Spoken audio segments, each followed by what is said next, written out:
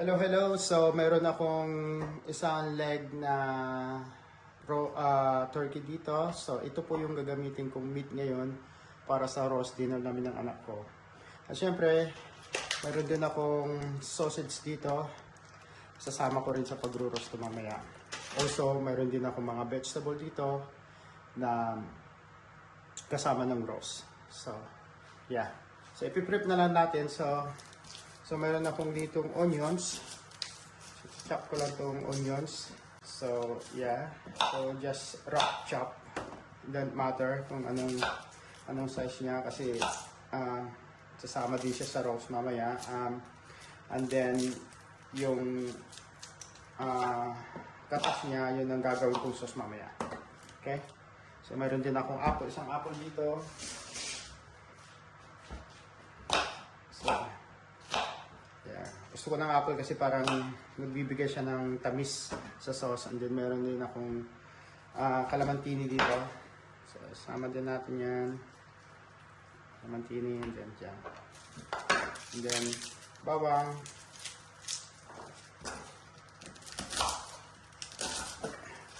Just rough chop ng bawang.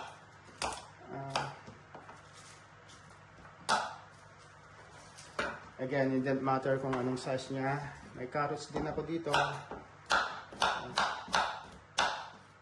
And sama-sama na sila. And then, tetimplan ko siya ng asin.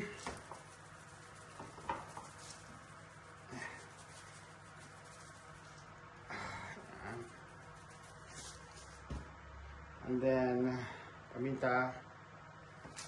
Yan. So, ito lang ang gagamitin ko panlasa dito. And then, mayroon akong rosemary dito.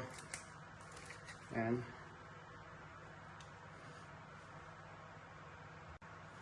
So, at this point, i-prepare ko na yung mga vegetable ko na i-roast din. So, meron akong carrots dito.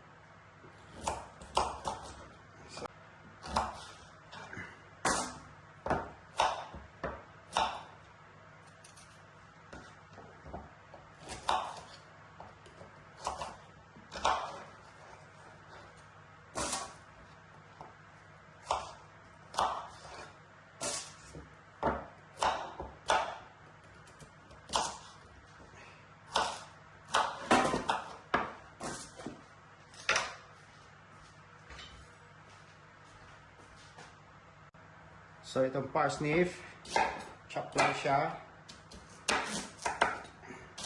Just same size ng carrots.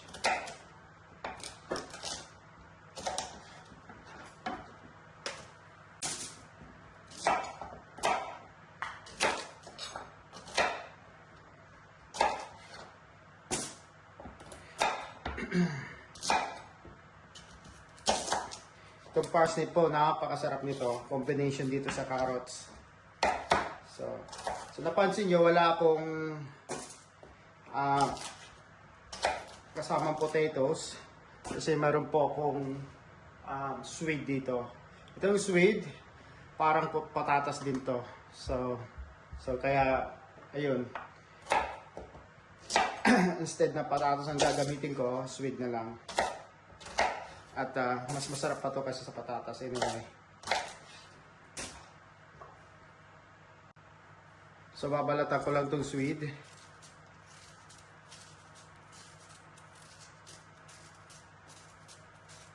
Paborito ng anak ko to, mas gusto siya kaysa sa potato.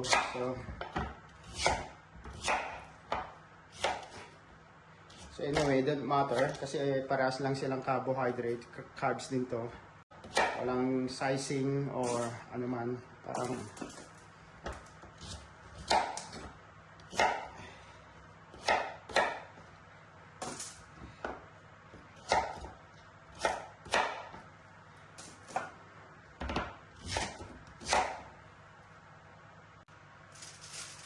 then babalutin natin siya ng foil. Ayan.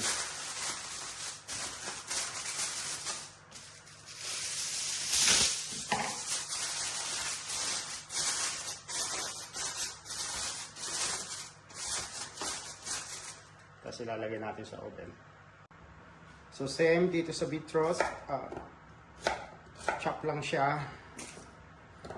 Parang sa sweet din.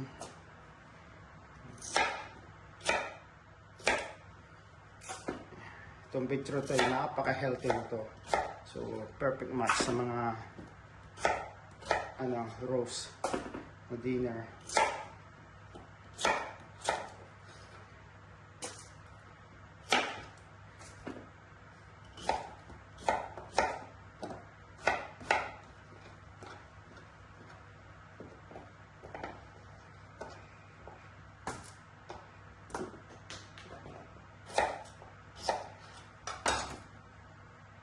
Extra virgin olive oil.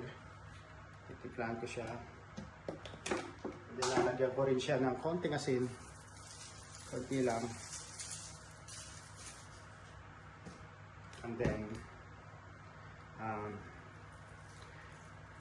black pepper or paminta. So halo-haluin ko lang siya.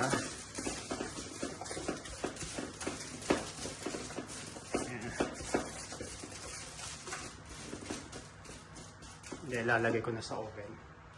Itong red cabbage, gagawin kong braised red cabbage ito. Lulutuin ko mamaya, papakita ko kung paano ko siya gawin. Okay? So ayan, nailagay ko na siya sa oven kasama yung baked vegetable. So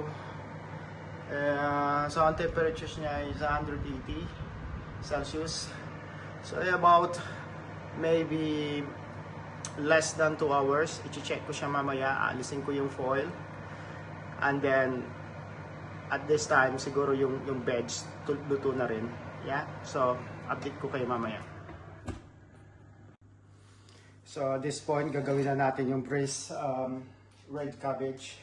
So mag-uumpisa tayo sa kakadkarin natin tong apple.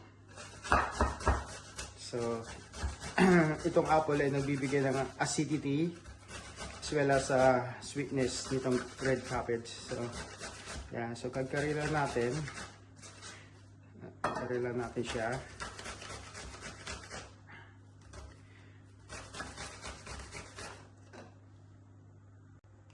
So pagkatapos natin siya magagkad, so ilalagay na natin siya sa pan. So lalagyan natin ng konting cooking wine or pwede ring apple cider vinegar, pwede din yun, pero ako mas prefer ko itong cooking wine. And then maglalagay tayo ng isang cinnamon stick,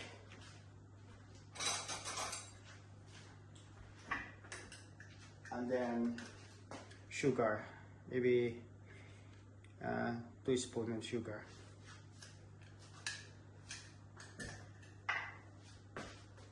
And then, pakukulaan natin to in a medium heat lang siya. Okay? So, i-chop na natin yung red cabbage.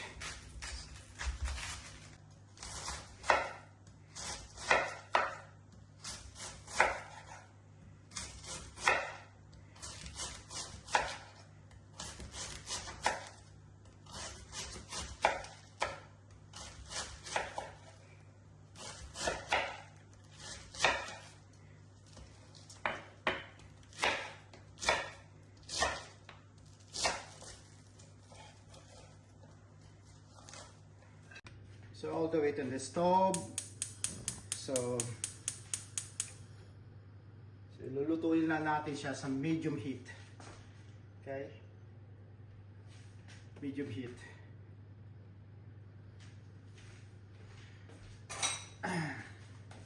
So ayan natin siyang magsabaw. Okay? So after 10 minutes, i-check natin siya. Ayun, na-dissolve na yung sugar. So at this point, pwede na natin ilagay yung cabbage natin.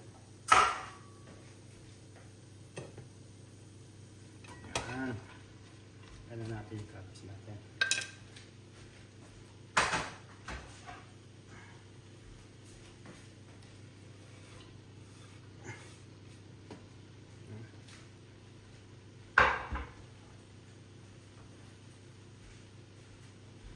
timpla lang natin siya ng konting salt. Maybe about half a teaspoon of salt.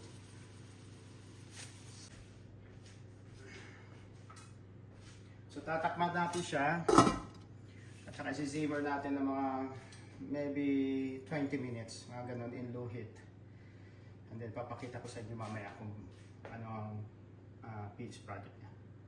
Ayan po, luto na po yung ating roast legs turkey. Wow! Tsaka yung vegetable na kapares niya. Yan. Yung sausage, luto na rin. Tsaka yung wow! Breast. Red cabbage.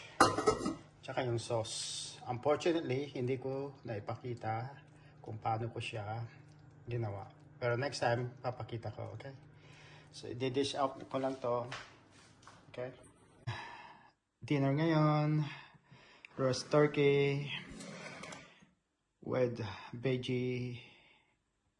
Yum, yum. Ilalagyan ko siya ng sauce.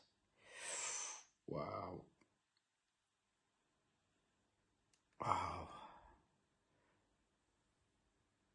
Yan. Match na match dito sa San Miguel. Wow. Kain po tayo. One.